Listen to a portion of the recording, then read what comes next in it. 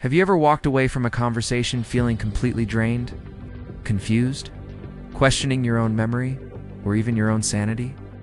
You feel a knot in your stomach, a sense of unease, but you can't quite put your finger on why.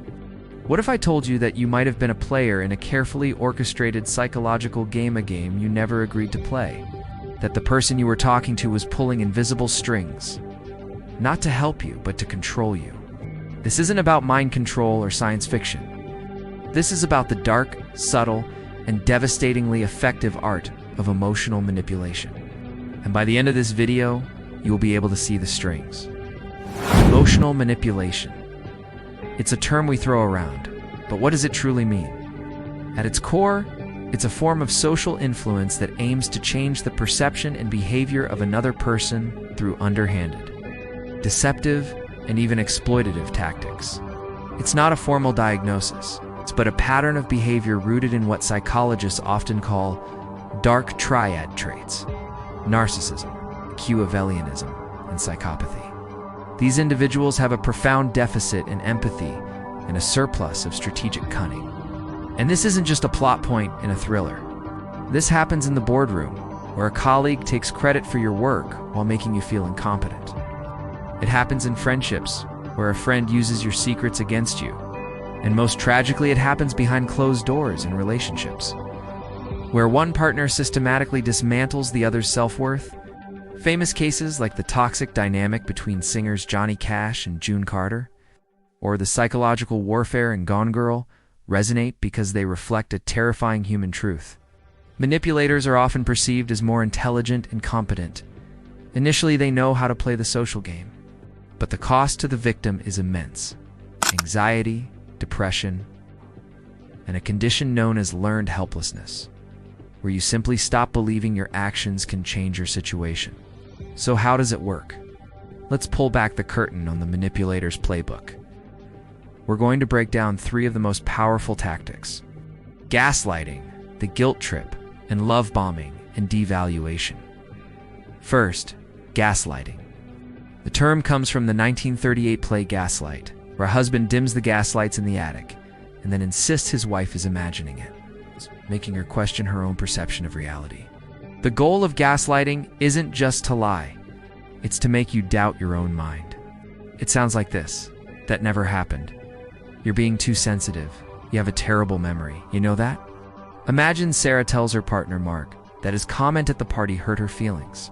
Mark sighs, looks genuinely concerned, and says, "Sarah, I never said that. You're completely misremembering the night. You had a couple of drinks, maybe that's it? I'm starting to worry about you." Suddenly, Sarah's not just defending her feelings, she's defending her grip on reality. She's thrown off balance. And in that moment of confusion, the manipulator gains control. As psychologist and author Dr. George Simon says, manipulators know that if they can get you to doubt your own senses, they can control you.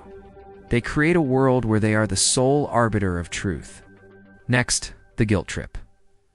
This is emotional manipulation through obligation.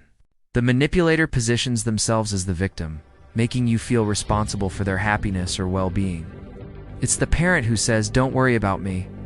I'll just sit here alone when you have other plans." It's the friend who says, "After everything I've done for you, you can't do this one thing for me." They use your empathy as a weapon against you.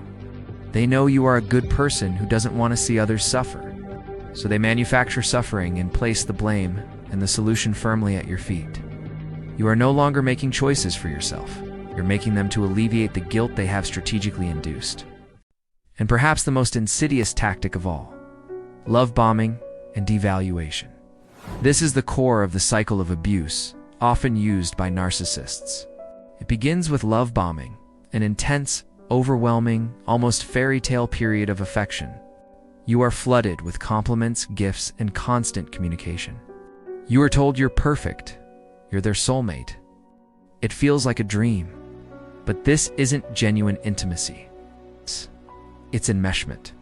It's about hooking you, making you addicted to their approval. Then, without warning, comes the devaluation. The compliments turn to criticisms. The affection turns to coldness. You're left bewildered, thinking, "What did I do wrong?" You scramble, you try harder, You strive to win back that perfect person from the love-bombing phase. You are now trapped in a psychological roller coaster. This creates what is known as a trauma bondan, addictive attachment to someone who is intermittently reinforcing. The random rewards of affection amidst the pain are powerfully addictive, just like pulling the lever on a slot machine. To truly understand this, we need to see it from both sides of the mirror. From the manipulator's perspective, this is often not a conscious mustache-twirling plan. For many, it's a learned coping mechanism.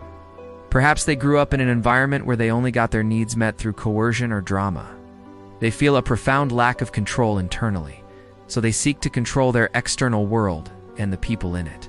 Their mantra is often, "I need to get what I want, and your feelings are collateral damage." But for the victim, the impact is catastrophic. It's a slow erosion of the self. You start to feel like you're going crazy. You become hypervigilant, walking on eggshells. Your self-trust is shattered. You become a shadow of yourself, molded to the manipulator's demands, because any deviation brings punishment or withdrawal. There's a common misconception that victims are weak. This is a dangerous lie.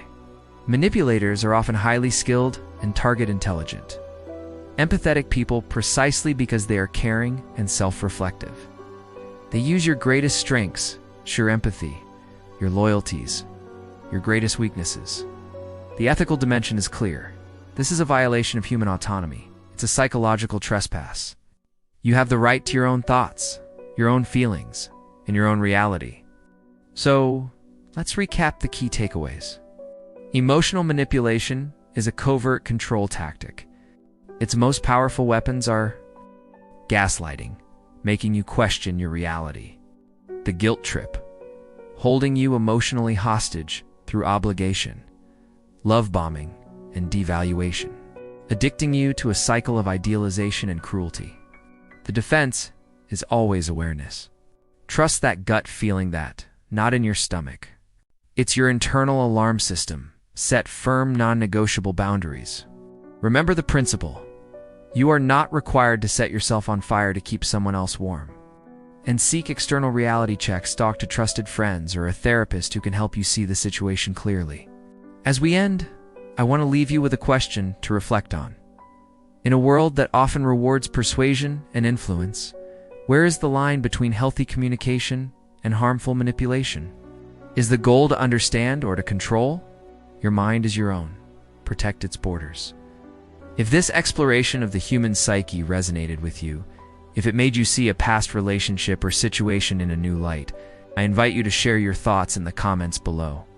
Let's have a conversation, and if you want to continue this journey into understanding human behavior with me, please subscribe. There is always more to uncover. Thank you for watching. Stay aware.